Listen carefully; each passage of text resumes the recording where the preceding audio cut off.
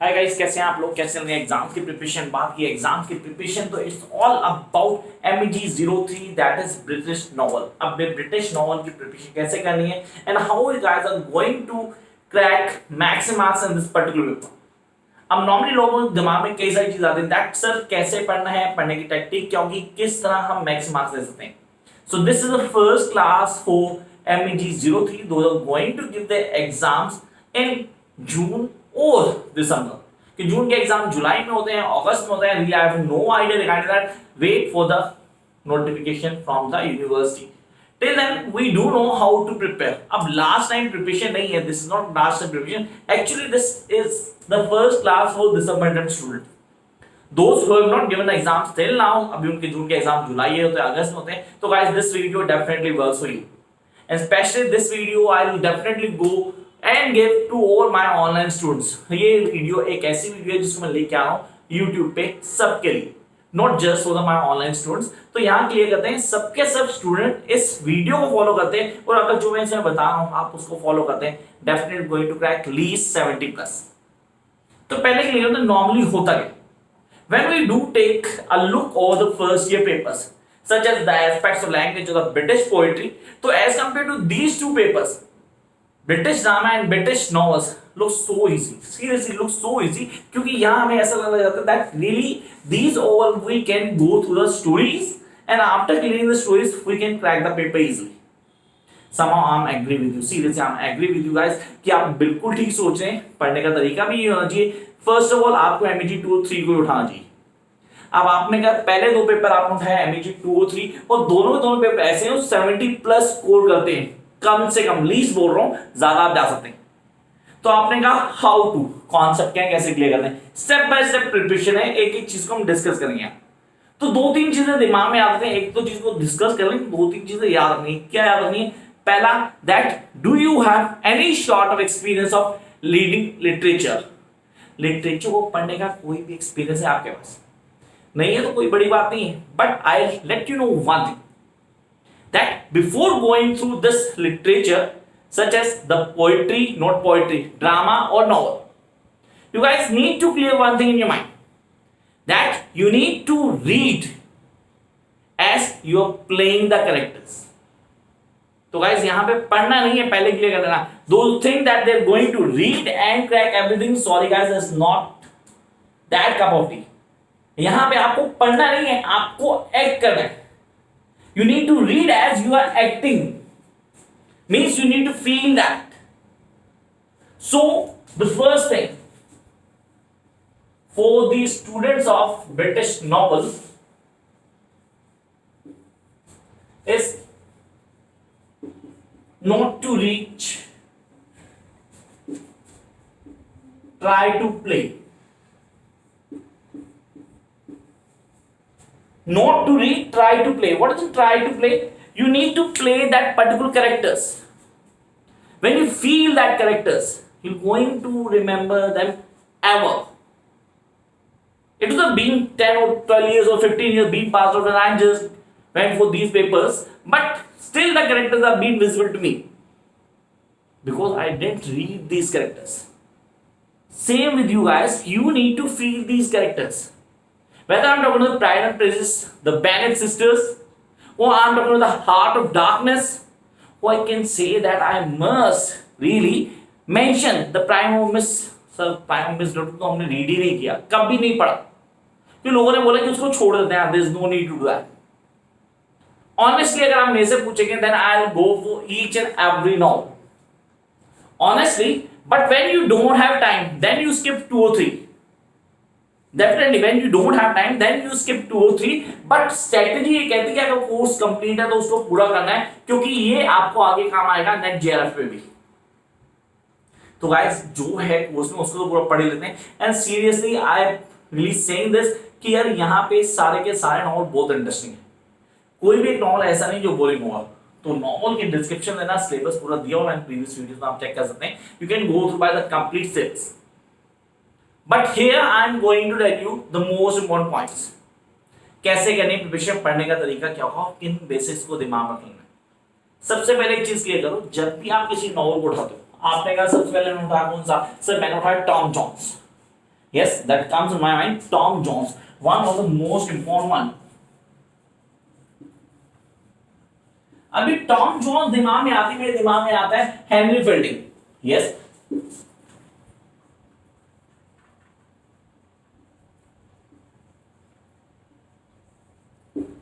सही है, इसका राइटर है. Yes, he is the writer. अब यहां पे आपने दिमाग में रखना है कि क्या हेनरी फील्डिंग के राइटिंग स्टाइल, नरेटिव टेक्निक्स को कॉन्सेप्चुअली क्लियर करना है. Yes, you guys must. सिर्फ स्टोरी पढ़ने से अगर आप बोले कि नॉवल में अच्छे नंबर आएंगे तो नहीं आएंगे. You guys need to understand कि उसका राइटिंग स्टाइल क्या है, हाउ ही राइट्स, उसके कॉन्सेप्ट क्या है, किन कॉन्सेप्ट को कैसे लिखेंगे मैक्सिमम मार्क्स आए, ये सब मैं बताऊंगी. We need to know the way of writing, कैसे लिखा है, कौन सी नरेटिव टेक्निक यूज किए होते हैं, किन चीजों को इंप्लीमेंट किए. Yes, I am not mentioning hear each and every novel of your course. हो सकता है मैं 2 4 6 नो के नो बता दूं, ऐसा कोई प्रॉब्लम नहीं. लेकिन आपने कहा जब हम शुरुआत करते हैं, व्हेन वी जस्ट बिगिन, तो हमें क्या क्या ध्यान रखना है. हमें ध्यान रखना है that we make our notes. नहीं है तो मेरे नोट्स अवेलेबल है, आप नोट्स ले सकते हैं. नोट्स लेने के बाद उनको फॉलोअप करना है. फॉलोअप करने का तरीका क्या होगा, when you do have the notes, उस नोट्स के कॉन्सेप्ट को समझना है. सबसे पहली चीज, this is how you guys are going to work.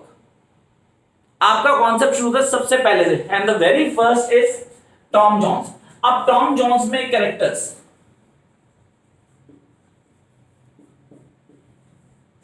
Themes, plot, इसे बिगिनिंग है. यही चीज मैं नो के लिए करूंगा. तो मैंने बोला यहां पे 3 चीजें दिमाग रखी. फर्स्ट कैरेक्टर्स, थीम्स, और then I come to the plot. Plot लोग बोलते हैं प्लॉट को पहले पढ़ लेना चाहिए. मेरा मानना है कि हमेशा प्लॉट के लिए सबसे आखिर में आना चाहिए. तो सबसे पहले क्या करना चाहिए, सबसे पहले आना चाहिए कैरेक्टर चार्ट के ऊपर.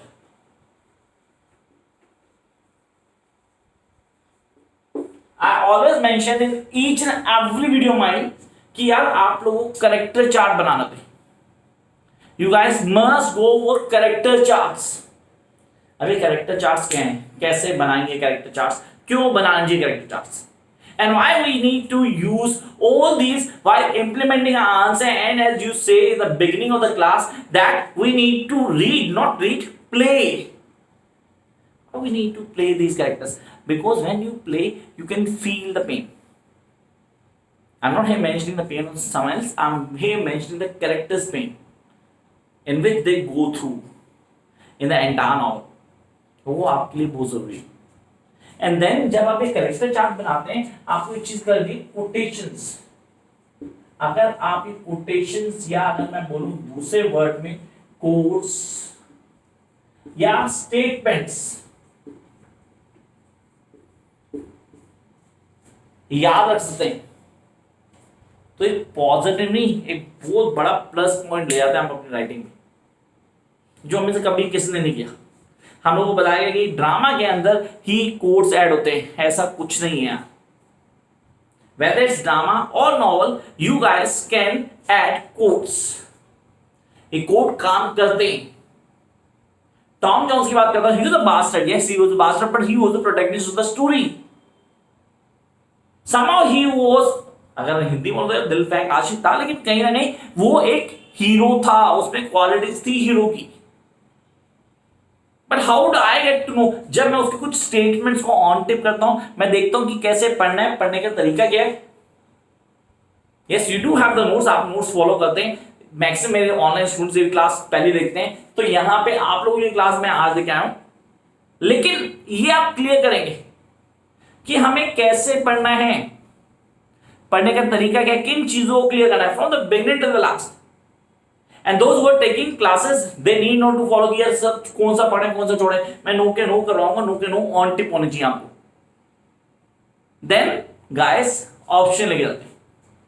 अब ऑप्शन सर इनमें मुश्किल कौन सा है, अगर नो की बात करें तो नो मेरे पास सर टॉम जोन्स आता है very first, then pride and prejudice, उसको मैं नहीं छोड़ सकता. And then will do have the wuthering heights, उसको तो छोड़ना मतलब ही नहीं बनता. क्यों, वुथरिंग हाइट्स का क्वेश्चन कंफर्म पेपर में आता है, बार बार आता है.